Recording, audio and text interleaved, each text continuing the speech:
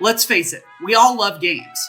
From video games like Xbox and PlayStation, to mobile app games, to board games, and even retail rewards programs are kind of like games. So how can we bring gamification into the classroom? How can we grab some of those elements of the games that we love and incorporate them into a lesson or a unit or anything that we're doing in class? In today's video, I'm going to share with you 5 ways that you can gamify a class. And I'm going to hook in a free template from Genially that you can use in class right away.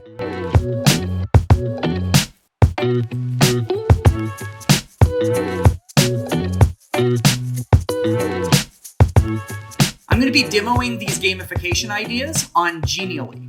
Genially is a great way to create presentations and infographics and all sorts of digital content. It's flashy, it's impressive, and it's got a ton of templates that you can use in your class right away. All of this stuff that you make with Genially is easy and it's sure to wow your students. Gamification idea number 1 is to play a guessing game with a picture. There's a reason that they say a picture is worth 1,000 words. There's lots of visual content in it and lots of little details that we can pick out and connect to our content. We can also use images to hook students in, kind of like an anticipatory set, to get them engaged in the content that they're getting ready to see.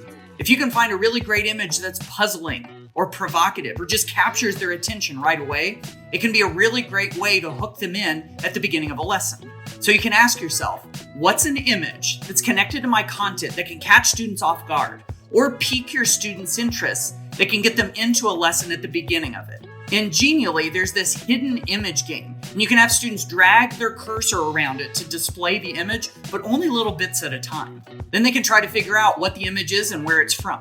This can be a fun way to further engage them in that interesting image that you picked out for your lesson. Now for this Genially template and all the other ones that you'll see in this video, we have a tutorial that'll show you everything you need to use this template with step-by-step instructions. You can find it at ditch.link/Genially. Idea number 2 is to turn your repetitions into a game. Of course, we still know that repetitions make permanent. Students need repetitions to get that practice and to get those ideas into their long-term memory. There are all sorts of tech and no-tech ways to make those repetitions into games. For instance, in my high school Spanish classes, I had my students create flashcards, and oh my goodness, were there so many partner games and individual games that they could play with those flashcards. Of course, when it comes to getting repetitions, we've got all sorts of online games, from Kahoot to Quizzes to Quizlet Live to Gimkit and Blookit to help students get those repetitions. So you can ask yourself, what's a way that I can take those repetitions and that practice that I want my students to do and turn it into a game and make it feel a little more like a game? And of course, Genially has this great spaceship quiz template you can use. It feels a little bit like the old Space Invaders game. You can put your own content into it, and as students navigate throughout the game, they have to answer questions. And it feels a little bit like an old retro video game. Idea number 3 is to play a guessing game, kind of like a 20 questions game where students have to use their deductive reasoning skills. They have to think through things and ask good questions to be able to narrow it down and guess. We've been playing these games for ages, and there are lots of card games and board games we've been playing through our entire lives that match up with this very same idea. Even a newer twist on this is this game called Pancake or Waffle. It's another one of those guessing games where students really have to think to be able to progress through the game and answer correctly. If you don't know about Pancake or Waffle, just go Google it. So you can always ask yourself, what's something that I can pull out of my content and give to my students so they have to guess their way through an answer? Genially has this really great template called Guess the Character. And the character is hidden behind these 5 clues, and you continuously reveal clues as you try to guess who the character is. It's a super easy way to plug in a little bit of a game element to something like a novel or a short story or even history. Idea number 4 is moving around manipulatives. And if you think about it, in just about every board game you've played through your entire life, there are manipulatives, little physical pieces that you move around the board.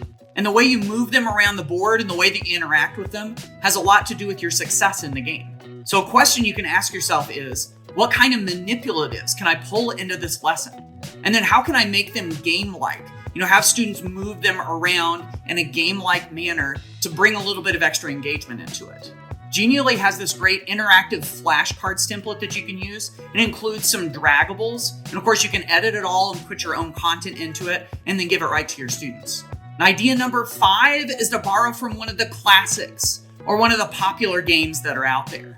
And of course, the great thing about those is that we can take a look at them and reverse engineer them and try to figure out what makes them unique, what makes them popular, what hooks people into them. And of course, if we can identify that, we can take that one little gamification piece and insert it into a lesson to make it more engaging. So you can ask yourself, what's unique? What's interesting or fascinating about this one game? And can I take that one little piece and insert it into a lesson somehow? Genially has this one template called Snakes and Ladders that's just like, you guessed it, the old board game Chutes and Ladders. And of course, everything is customizable inside of it. So the questions and the tasks and everything can be edited to match up directly to your content. And it's got little draggables and movable parts and clickable elements. It turns the whole thing interactive. So there you have it. 5 ways that you can gamify your class. And of course, if you want to get tutorials on how to use Genially, how to set up a new Genially account, or any more information about any of this, just head over to our website at ditch.link/Genially.